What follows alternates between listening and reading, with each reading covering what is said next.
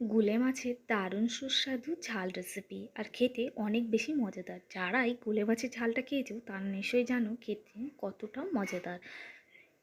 দেখতেই পাচ্ছ কতটা লোভনীয়, আর আমার কিন্তু খেতে বেশ ভালো লাগে, আমিও খুব পছন্দ করি। তাই জলকর থেকে যখনই গুলে মাছ পাই তখনই এইভাবে ঝাল করি। তাই ভাবলাম কোনো একদিন তোমাদের সঙ্গে শেয়ার করব করে আর শেয়ার করা হয় না। তা চলুন আজকে শেয়ার করে নিই। প্রথমেই গুলে মাছটাকে নিয়ে নিচ্ছি একটা থালার মধ্যে, নিয়ে নিচ্ছি পরিমাণ মতো লবণ, দিয়ে দিচ্ছি হলুদ গুঁড়ো।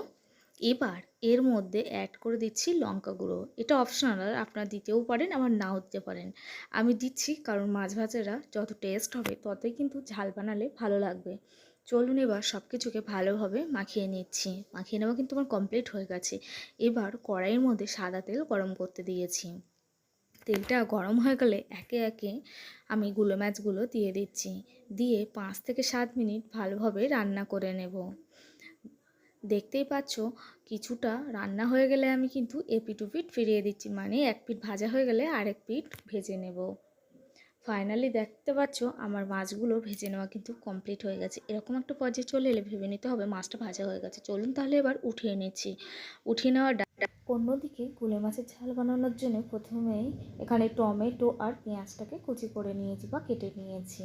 চলুন তাহলে এবার দেখে নেওয়া যাক কীভাবে বানাচ্ছি। আমি কিন্তু খুব কম মশলায় খুব সহজভাবে বানাচ্ছি। প্রথমেই দেখো এখানে কড়াইটা গরম করতে দিয়েছি, আর কড়াইয়ের মধ্যে ওই তেলের মধ্যে একে একে দিয়ে দিচ্ছি পেঁয়াজ কুচি। পেঁয়াজটাকে 2 মিনিট ভাজা হয়ে গেলে এর মধ্যে অ্যাড করে দেবো কেটে রাখা টমেটোগুলোকে। টমেটো দেওয়া হয়ে গেলে এর মধ্যে অ্যাড করে দিচ্ছি পরিমাণ মতো লবণ, পরিমাণ মতো হলুদ গুঁড়ো, পরিমাণ মতো লঙ্কার গুঁড়ো দিয়ে 3 থেকে 4 মিনিট ভালোভাবে রান্না করে নেব।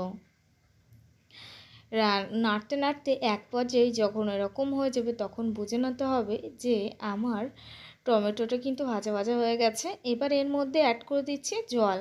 জলটা অ্যাড করে দেওয়া হয়ে গেলে 2 মিনিট পরে আমি গুলে মাছটাকে দিয়ে দিচ্ছি। খুব অল্প অল্প ফুটেছে চারি সাইডটা যখন দেখতে পাচ্ছি তখন মাছটাকে দিয়ে দিচ্ছি, কারণ অল্প মশলা দিলেই কিন্তু আমাদের রান্নাটা কমপ্লিট। এবার জিরা বাটা দিয়ে দিচ্ছি, দিয়ে এবার নামিয়ে দিচ্ছি। এবার প্লেটে আমি সাজিয়ে দেখাচ্ছি কত সুন্দর হয়েছে। খেতে কিন্তু অসাধারণ ছিল, আমার খেতে ভীষণ ভালো লেগেছে।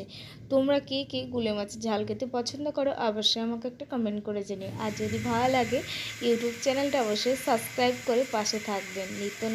নিত্য নতুন ভিডিও দেখতে অবশ্যই সাবস্ক্রাইব করে রাখবেন। পুরো ভিডিও দেখার জন্য সবাইকে অসংখ্য ধন্যবাদ।